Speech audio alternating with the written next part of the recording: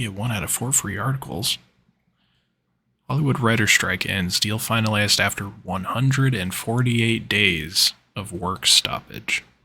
Writers Guild of America announced Tuesday it will end its strike after agreeing to a tentative deal with the Alliance of Motion Picture and Television Producers earlier this week, ending the 148-day work stoppage. Unanimously voted to end the strike at 12:01 a.m. Pacific Time Wednesday, allowing writers to return to work. What was the agreement? The tentative deal will have to be ratified by the union's members, who will be able to vote on it from October 2nd to October 9th. Sounds like they won. That's what I'm thinking. WGA outlined the details of the tentative deal, which bars the use of AI for writing and rewriting literary material and forbids studios from enforcing writers to use it. Which makes sense. Like, I've used ChatGPT a few times of just like, oh, haha, tell me a thing or write me a joke or something. It's just not good. I don't think good writers can be emulated. Maybe they can.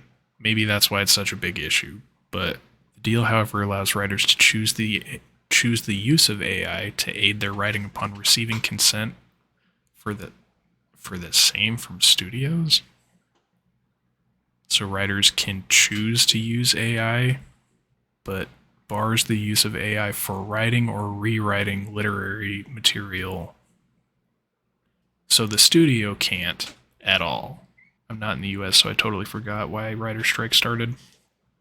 Yeah, so it was these big production studios for TV shows and movies that were wanting to introduce AI to essentially push writers out of the writing room.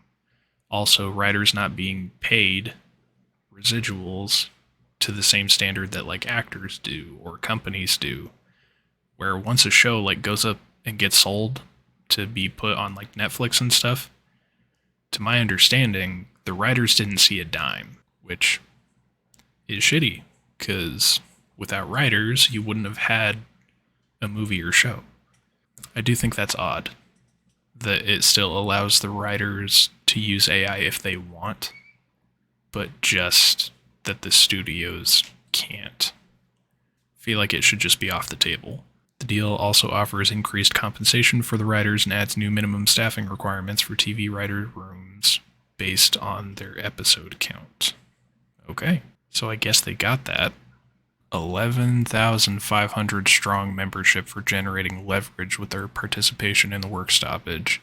The tentative deal is a 3-year contract agreement, and it was reached after 5 days of talks between the writers' union and the studios last week. After 5 days of talks? So they just weren't talking for 143 days? Checks out.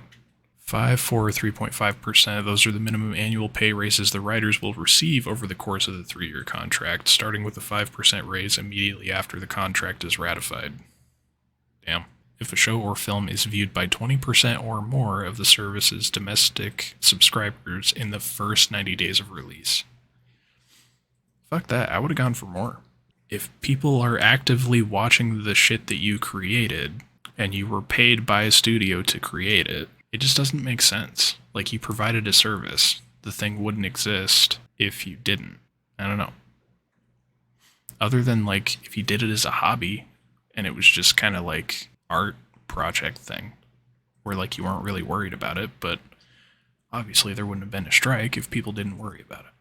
It means a lot of talk shows will be back, because I know fucking, like, Jimmy Fallon, bunch of talk shows went down because of it. Oh, Unity, I haven't been following through that. Yeah, the Unity thing, they backpedaled.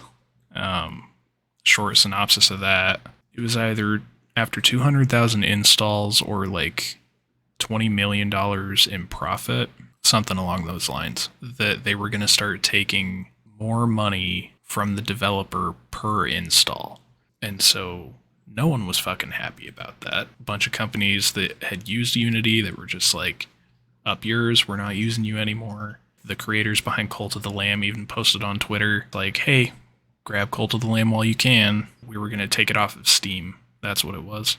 Yeah, I heard they backpedaled, but I don't know exactly how. Yeah, that was it. It was basically public uproar, a bunch of companies, game developers wanting to back out, and also their stocks tanked. I want to say their stocks shot down like 20%. So it's been kind of on the decline anyway. Their investors were just like, people aren't liking what you're doing, so it's a bad investment, so we need to pull out. And so that drop over the past 5 days, yeah, caused them to be like, okay, we get it. We're not going to do it. Please give us our money back. But yeah, it's weird. We live in a day and age where public outrage, you can just put stuff out there from like a company standpoint, and a lot of people can disagree with it. And now the information and feedback gets back to investment companies, headquarters of these companies directly, because it's just instant. It fires off super quick. People can see it. Investors are just holding their wallets like they're on Wall Street. Like the numbers constantly changing and shit. They're just like, oh no, these guys are up to some bad shit, so pull it. It's weird in a way that we have control over how these companies can act. There's a certain level of accountability the average person has to an extent. Not just one person, but a collective of people. I don't know. I just think it's interesting. It's kind of cool that it's like that Fallout meme where just like, oh, everybody liked that or nobody liked that whenever these poor decisions get made. I don't know. I think that's interesting. And it's good to hear that the people with the writer's strike, it's over, so they get to go back to work, get to return to their livelihood, and that it seems like they'll get paid for it.